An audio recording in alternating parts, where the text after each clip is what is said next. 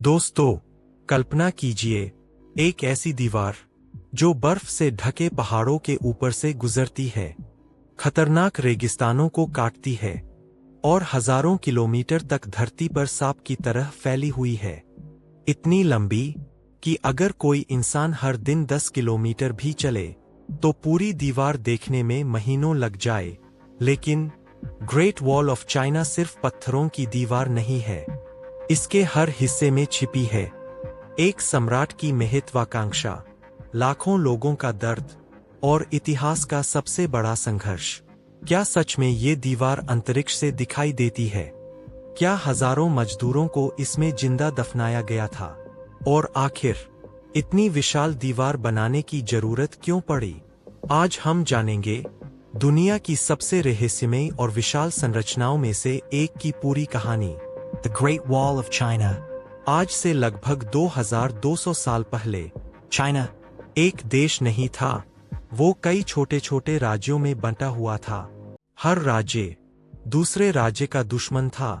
इतिहास इस समय को वॉरिंग स्टेट्स पीरियड के नाम से जानता है। चारों तरफ युद्ध, खून खराबा और सत्ता की लड़ाई चल रही थी। लेकिन असली खतरा चाइना के अंदर नहीं बल्कि उत्तर दिशा से आता था। वहां रहने वाली खानाबदोश जनजातियां अचानक घोड़ों पर हमला करतीं, गांव लूटतीं, लोगों को मारतीं और फिर रेगिस्तान में गायब हो जातीं। इन हमलों से बचने के लिए अलग अलग राज्यों ने मिट्टी और पत्थरों की छोटी छोटी दीवारें बनानी शुरू कीं। लेकिन उन्हें खुद भी नहीं पता था कि एक दिन यही छोटी दीवारें दुनिया की सबसे विशाल संरचना बन जाएंगी। फिर इतिहास में आया एक ऐसा इंसान जिसने पूरे चाइना को हमेशा के लिए बदल दिया। उसका नाम था चीन शी हुआंग।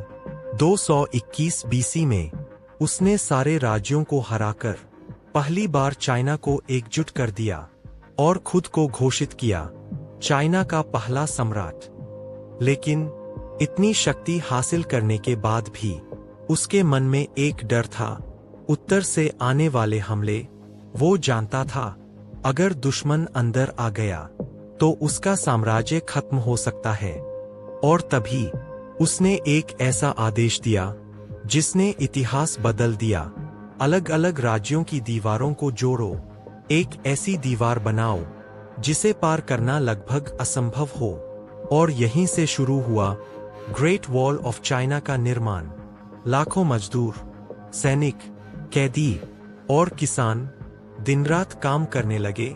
लेकिन ये कोई साधारण कंस्ट्रक्शन प्रोजेक्ट नहीं था, ये धरती का सबसे खतरनाक निर्माण बन चुका था। कल्पना कीजिए ऊंचे पहाड़, कड़कड़ाती ठंड, तेज हवाएं और पीठ पर भारी पत्थर। ना मॉडर्न मशीन्स, ना क्रेन्स, ना टेक्नोलॉजी, सिर्फ इंसानी ताकत।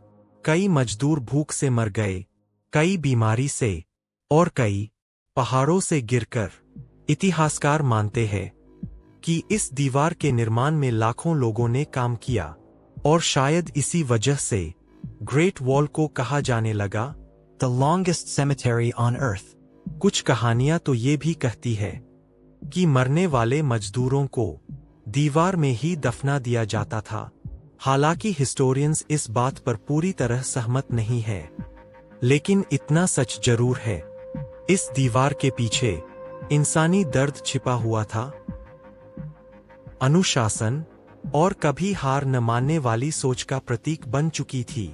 सोचिए, उस समय ना कोई आधुनिक मशीन थी, ना क्रेन, ना ट्रक, फिर भी इंसानों ने पहाड़ों के ऊपर, रेगिस्तान के बीच और खतरनाक घाटियों में हजारों किलोमीटर लंबी दीवार खड़ी कर दी। कई मजदूर काम करते करते वहीं मर गए।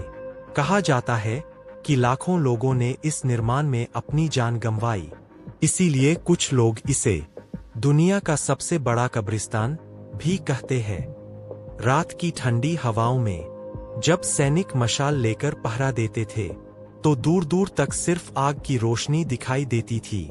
अगर दुश्मन आता तो पहाड़ों पर बने सिग्नल टावरों से धुआं उठाया जाता।